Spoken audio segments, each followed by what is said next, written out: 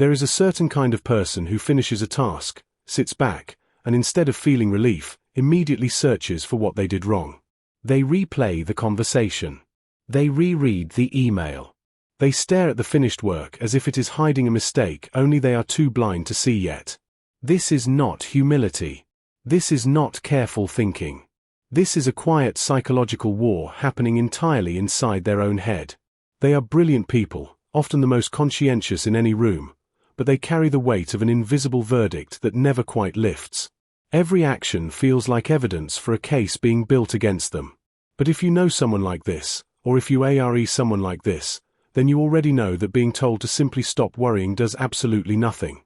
Because the feeling is not a thought they can dismiss. It is wired into how they experience the world, moment by moment, breath by breath. Today we are going to decode the psychology of why some people feel like they are always doing everything wrong. Where this feeling was born. What is actually happening inside the brain. And most importantly, the path toward finally putting this invisible verdict to rest. So why does this happen at all? Why do some people move through life with a quiet internal confidence while others drag behind them a constant sense of wrongness, incompleteness, and failure? The answer, as psychology reveals, almost never begins in adulthood. It begins much earlier, and it arrives through two very different doors. The first group is born with a neurological trait called sensory processing sensitivity, or SPS, first identified by psychologist Elaine Aron. These are the highly sensitive persons, or HSPs. Their nervous systems are literally wired to process information more deeply. They feel more, register more, and consequently, judge themselves against more data points than others ever would. The second group built this pattern through survival. Picture a child who grew up in a home where love felt conditional, where approval could vanish without warning, where a parent's mood changed the atmosphere of an entire house without explanation. That child learned, very quickly, that their job was to detect and correct errors before punishment arrived. In both groups, the structure most responsible is the amygdala, the brain's ancient alarm system. In people who carry this pattern, the amygdala fires disproportionately in response to ambiguous situations. It reads neutral faces as disapproving. It reads silence as accusation. It treats uncertainty the way a smoke detector treats steam from a kettle. What began as survival became identity. The child who learned to self-monitor obsessively grew into an adult who monitors obsessively by default. The brain that was trained to catch errors before others did became a brain that cannot stop catching errors, even when there are none left to find. So when this enters adult life, it does not look like fear. It looks like perfectionism. It looks like over-apologizing. It looks like staying late, redoing work, minimizing achievements, and privately believing that everyone else has figured out something they still somehow cannot get right. The first sign is that they apologize for things that require no apology whatsoever. Not occasionally, not casually, but reflexively, before they have even evaluated whether they did anything wrong. It is as if the apology is already prepared and waiting, like a fire extinguisher mounted on every wall of their personality. A colleague sends a short reply to their email. Within minutes, they are mentally rewinding every word they wrote, convinced they said something wrong.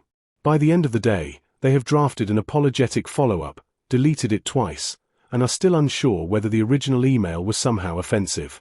What is happening here is a hyperactivation of the prefrontal cortex in an attempt to regulate the amygdala's alarm. The brain keeps reviewing the situation, searching for the error that must logically exist, because the feeling of wrongness is already present. They are working backward from the emotion to find the evidence. The emotional consequence is exhaustion that never makes sense to the people around them. They finished the project successfully.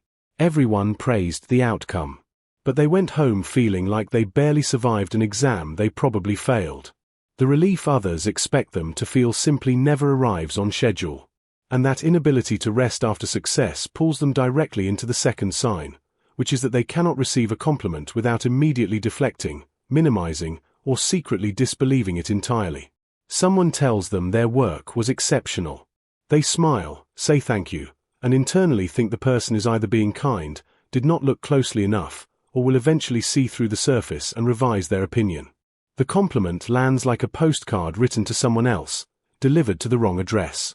This is deeply connected to what psychologists call a negativity bias operating within the default mode network, or DMN, the brain's self-referential processing system. When they are at rest, the DMN is not resting at all. It is running a continuous loop of self-evaluation, and that loop is calibrated toward finding what is insufficient, not what is enough. The emotional consequence is a profound, chronic loneliness that is very difficult to explain. People compliment them, support them, and love them, yet they feel unseen. Because the version of them that receives praise is not the version they privately believe is real. This loneliness feeds directly into the third sign, which is that they over-explain themselves in ways that exhaust both them and the people around them. They send a text message and then immediately send 3 more clarifying what they meant by the first one. They finish a presentation and then verbally footnote every slide, unprompted. They make a simple choice and then build a courtroom defense for it before anyone has even questioned it.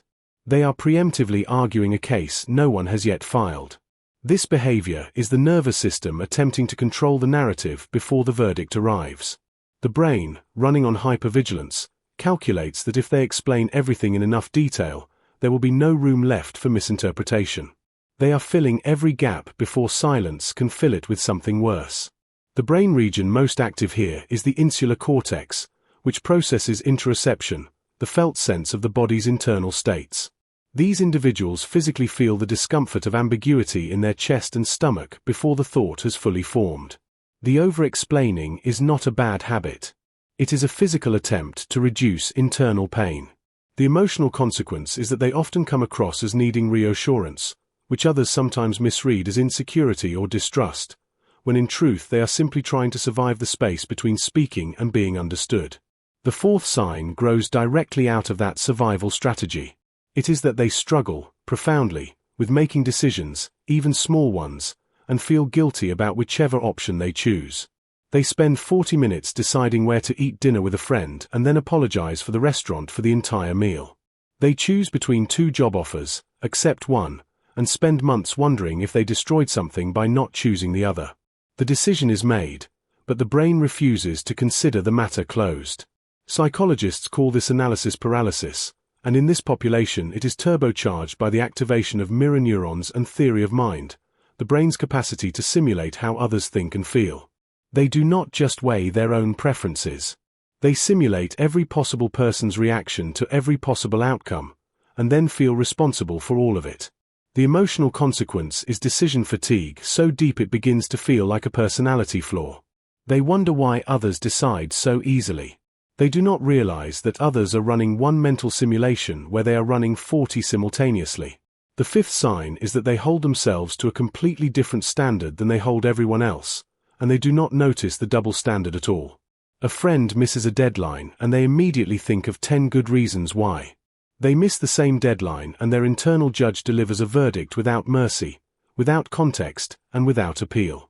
They are the most generous interpreters of other people's failures and the least forgiving interpreters of their own. This asymmetry is rooted in cognitive empathy, the intellectual ability to understand another person's perspective. These individuals have an abundance of it for others and almost none of it available for themselves. The same brain that builds a compassionate case for a friend's mistake dismantles their own defense before the trial even begins. The emotional consequence is a slow erosion of self-respect that happens beneath the surface of a life that can look quite functional from the outside. They are kind, they are competent, they are well liked. But inside, they are trying to earn something that never quite arrives. The sixth sign is that even their moments of rest carry a low current of guilt. Relaxing feels like laziness.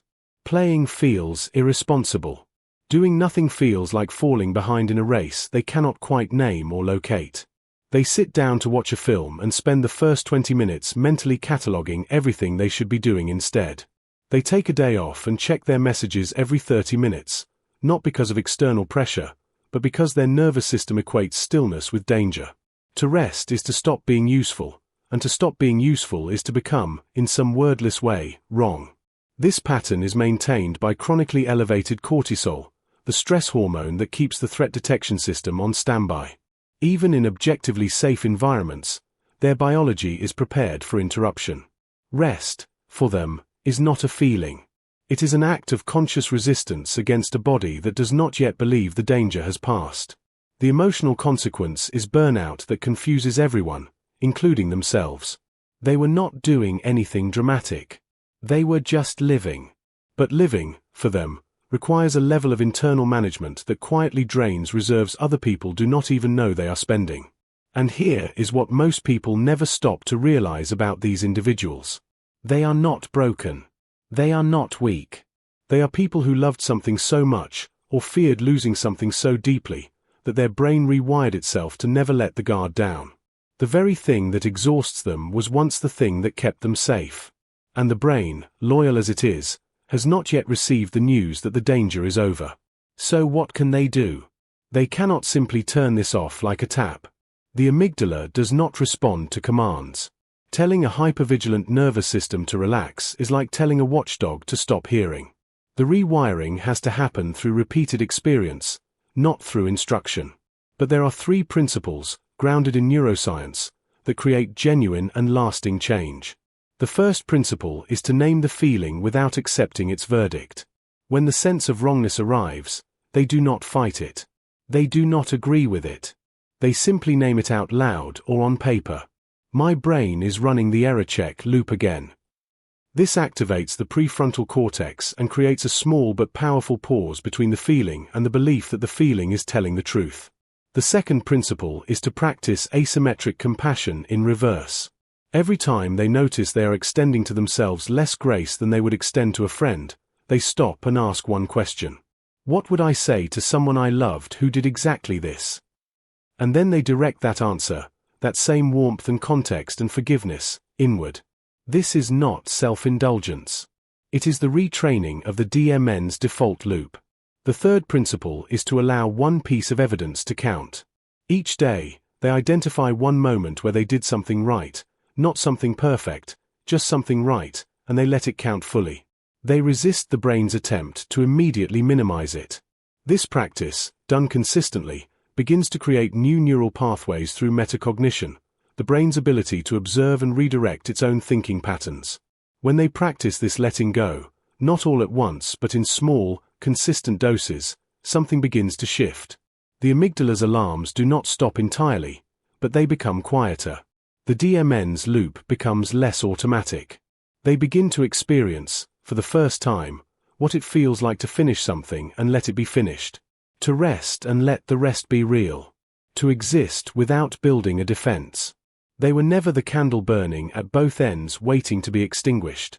They were always the steady, warm glow that simply forgot it did not need to prove its light to the darkness. And the moment they stop trying to earn the right to shine, they will realize they never needed permission. They only needed to stop asking. These are people who think deeply, feel fully, and care in ways that most people will never fully see. They are the ones who remember the small details, who take responsibility when no one else does, who pour themselves into everything they touch. The world is not too hard for them. The world has simply not yet caught up to how much they carry. If this feels familiar, leave a comment about which sign fits you most. Tell us the one that made you feel the most deeply understood. Because somewhere in this community, someone else is reading your comment and finally feeling less alone inside a feeling they have carried quietly for a very long time. If this video helped you feel a little lighter today, please press like and share it with a friend who might need to hear it. Thank you so much for watching. Do not forget to subscribe, because every week we go deeper into the psychology of what it means to be beautifully, quietly, and powerfully human.